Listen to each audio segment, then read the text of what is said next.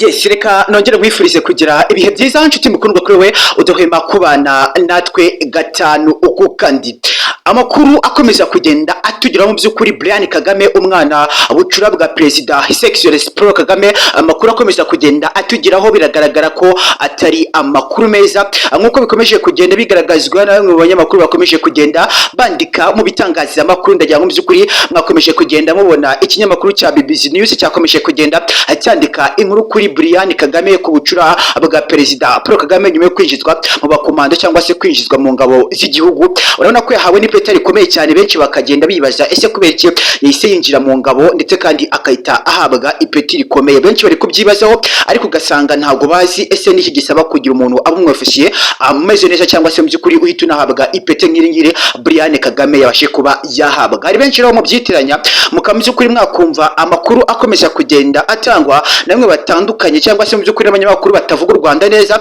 donc ugasanga bari kwandika nyine inkuru mbi ku Rwanda, ariko rero ugasanga hari n'abanyarwanda bakomeje kugenda bajya muri uwo mujyo, ugasanga nyine bari gukomeza kugera mu by'ukuri bumva izo nkuru. Ariko rero ndagira ngo turebe ese nyuma y'inkuru mbi ikomeje kugenda ivugwa, ndagira ngo mu Bufaransa mwakomeje kugenda mubona ikinyamakuru cya BBC News cyakomeje kugenda cyandika inkuru, ndetse kandi n'ikinyamakuru gikomeye cyane gikorera hano i Londres cyakomeje kugenda cyandika amakuru akomeje kugenda asubirwamo na bamwe muri bake.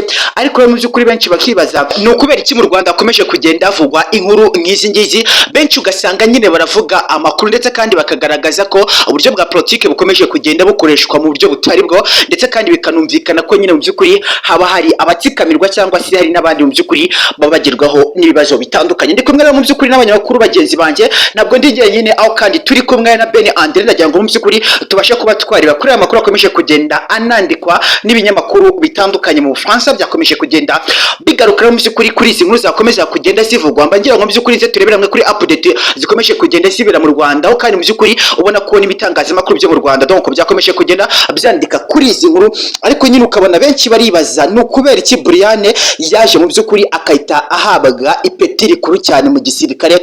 Benshi nyine bagakomeza kugenda bikukurujingaho, tugasanga ntabwo ari umwanzuro uri gukomeza kugenda uburizwaho n'abantu bake. Ariko ngira ngo mu by'ukuri kuri uyu munsi ese turebere hamwe ku makuru akomeje kugenda avuga. Ndagira ngo mu by'ukuri no kuri Mihigo benshi bakomeje kugenda bamuvugaho amakuru menshi cyane, bakavuga uti Mihigo yakabaye mu by'ukuri ari uza mu musirikare ibiki n'ibiki n'amagambo menshi cyane akomeje kugenda avugwa. Donc ngira ngo tunarebere hamwe kuri byinshi bikomeje kugenda bivugwa, by'umwihariko kuri aba bantu batatu. Ngira ngo mu by'ukuri twibandeho kuri iki kiganiro tujya kuba twakora cy'iminota mike cyane, ntabwo nza kuba natinda kugira ngo tubashe kuba twakora ubusesenguzi kuri inkuru yakomeje kugenda itangazwa n'ibinyamakuru bitandukanye. Ndagira ngo DRC Congo imaze kuba mu by'ukuri yakandika inkuru zitandukanye, ubwo kandi birumvikana ko n'u Burundi bwakomeza kugenda donc bwandika inkuru buvuga kuri Brian. Ariko rero mu by'ukuri ugasanga nyine ntabwo bwigeze buhuza n'u Rwanda.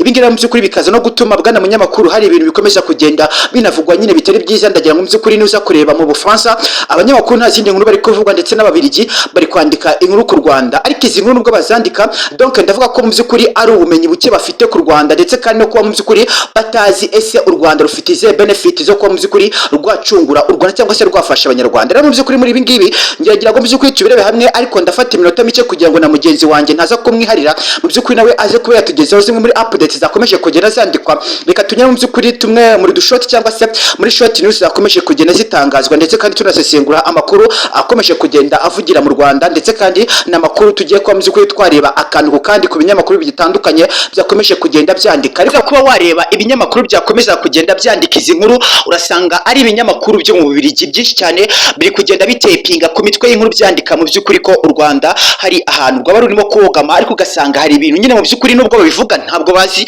uko bimeze neza, cyangwa se n'abandi banyarwanda baragendera muri uwo mujyo bitewe n'uko nyine mu by'ukuri hari abantu ngira ngo baba mu Rwanda ariko cyangwa se baturutse mu Rwanda bari mu Bufaransa aka kanya ari kuvuga u Rwanda nabi, of course bakagenda mu by'ukuri bandika inkuru zitandukanye, ndetse kandi ukareba nyine mu by'ukuri ari cyinshi zikomeje kugenda zivugwa, by'umwihariko bakaba bashamikira ku kibazo gikomeje kugenda kivuga ku gihugu cy'igituranyi cya Kongo.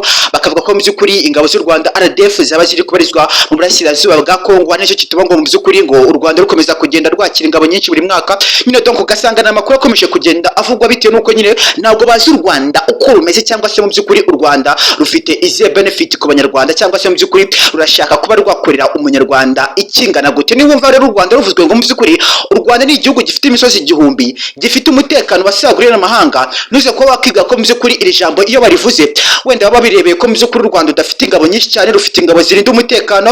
Aka kanya ntago uwaza mu Rwanda mu by'ukuri ubashe kuba wahungabanya umutekano w'u Rwanda, by'umwihariko ko u Rwanda rukomeza kugenda rushora amafaranga yarwo menshi cyane mu by'ukuri mu gisirikare, ugasanga nyine niyo mpamvu mu by'ukuri u Rwanda rufite umutekano. Ntabwo uza ko wafata igihugu cya Kongo cyangwa se cy'u Burundi gifata mu by'ukuri amafaranga kikayashora mu biryo gusa, noneho mu by'ukuri uze kuba wakitiranya n'igihugu cy'u Rwanda kibona amafaranga kikayashora mu mutekano. Ibi bintu mu by'ukuri uze kuba wabyitiranya.